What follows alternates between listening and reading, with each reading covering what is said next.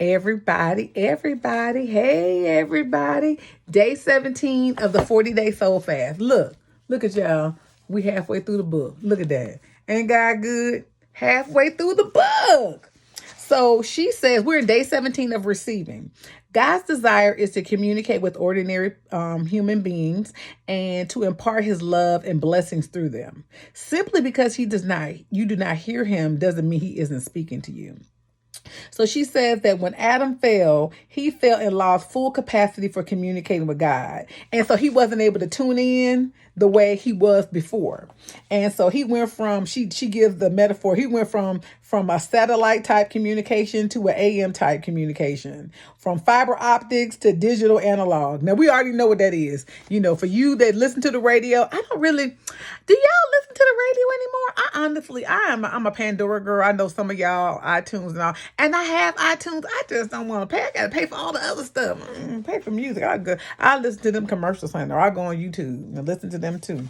But anyway, this thing is so good. She said there's treasures hidden in creation since the beginning of time that God has been going to reveal through humans beings if only we ask, knock, seek, who is ready to obey and who will give him the glory as results. Okay, so in Proverbs, this is 2 and 3 through 5.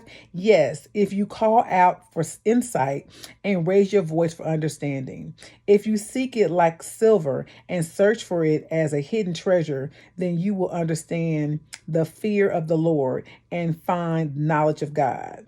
That's good. So pretty much, God wants to give you knowledge and insight, and when you show you treasures that are buried in fields. So God wants us to know what he knows. He's not hiding it from us. It's just that when the fall happened with Adam, it's just we don't connect with God in the same way. So she talks about the veil and how, but sometimes God will give you a veil. He'll reveal things to you if you're seeking him. So this 40-day soul fast, fasting from food, and really, I think the food thing is like the biggest. It's good to do your consecration, which is more of what I'm doing, but I told you I'm taking it up. So it's important to find something to give up. When I tell y'all, it's been really, really challenging for me personally, doing this soul fast, but I wouldn't go through what I'm going through now. I would go through it again if only God would be with me. There's no way I could do anything without God. I don't know how it be people out here, honey. I don't know how y'all be doing it. Y'all you don't love God? What's wrong with you, honey? I don't know. So she says that the characteristic that goes with receiving is effortlessness. So living authentically has much to do with living effortlessly, not thriving, not manipulating, not clamoring, just going ahead and just letting God do his thing. Okay, so not conning anybody, just trying to do what God has called you to do. So let's see what else I want to share. So, I like this quote. Okay, so she was in Good Housekeeping, November 1947, right?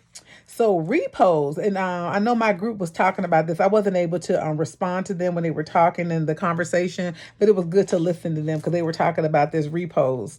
So repose is a quality too many undervalue. I'm sorry. In the clamor, one is irresistible, drawn to the woman who sits gracefully relaxed, who keeps her hands still, talks in a low voice, and listens with responsive eyes and smiles. She creates a spell around her, charming to the ear, the eyes, and the mind. So repose. So that's when you sit still like a lady.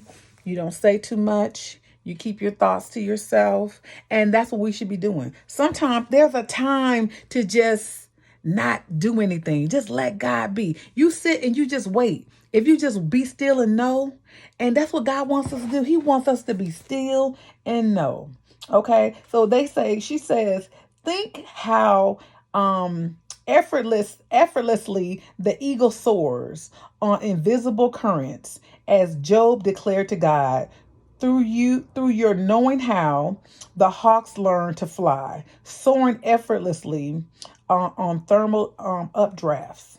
And that is Job 39:26. And he says, David declared, God, you floodlight my life. I'm blazing with glory. God's glory. I smashed the bands of mandarins.